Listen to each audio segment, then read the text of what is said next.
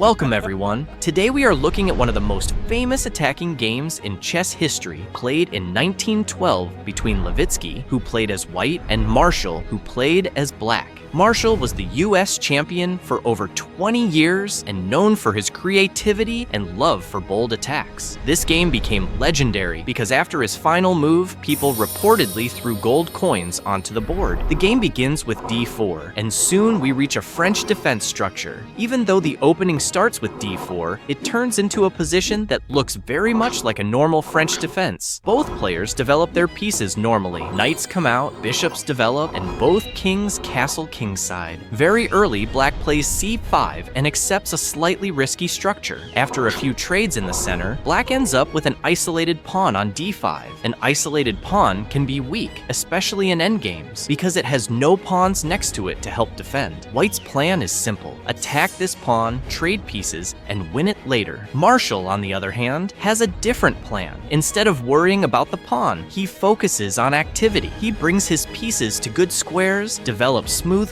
and prepares to use the open files created by the pawn structure. White plays carefully and places a knight on d4, attacking the center and increasing pressure. Marshall does not rush to trade. Instead, he plays bishop c5, offering his light square bishop. When white accepts, something important happens. Black's pawns are no longer isolated, and the center becomes more stable. At the same time, open lines appear for black's rooks and queen. White immediately targets the weak pawn again and pins one of black's pieces. But Marshall calmly unpins with queen d6 and continues development. He brings his last rook into the game with rook e8, completing his setup. Now, all of black's pieces are active and ready to attack. White tries to improve his position with queen d2, but Marshall plays a strong move, bishop to b4, pinning the knight and threatening to push the pawn forward with d4. White reacts by trading on f6, damaging black's structure slightly, but this also opens the f-file for black's rooks, and that will soon become very important. After white develops his rook, Marshall plays queen c5, putting pressure on white's position and keeping control of the center. After several exchanges, white finds a clever tactic and plays rook takes d5, winning a pawn and attacking black's rook. For a moment, it looks like white may be gaining the upper hand, but Marshall finds a very strong reply: knight to d4. This move attacks key squares and blocks white's rook from escaping easily. The pressure now shifts toward white's king. White moves his queen to h5, creating threats and attacking black's rook. Marshall calmly defends with rook to f8, doubling rooks on the f-file. Now both rooks are aiming directly at the f2 pawn near white's king.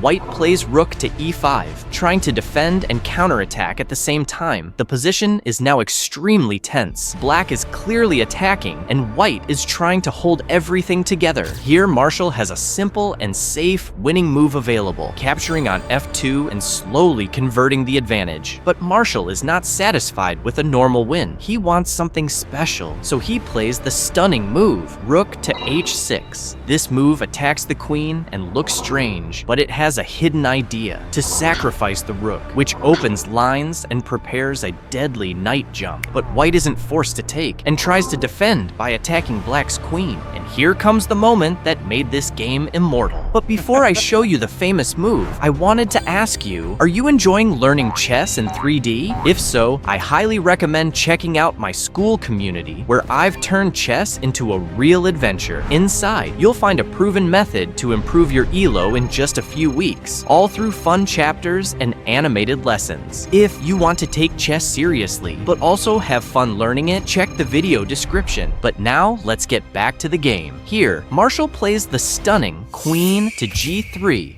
The queen can be taken 3 different ways, but no matter how white captures it, black has always a winning position. If white takes with the h-pawn, the knight delivers mate in 1. If white takes with the f-pawn, the knight forces the king to go back, and the rook gives checkmate. And if white takes with the queen, black still wins with this powerful fork. The knight can't be taken because of this double pin, so if white goes back, the knight goes back, and black ends with a winning endgame. Last but not least, if white refuses to take and plays, for example, queen e5, defending this mate, black plays knight to f3 check, forcing the king to the corner and delivering a checkmate on the next move. Seeing all that, white immediately resigns, ending one of the greatest attacks in chess history.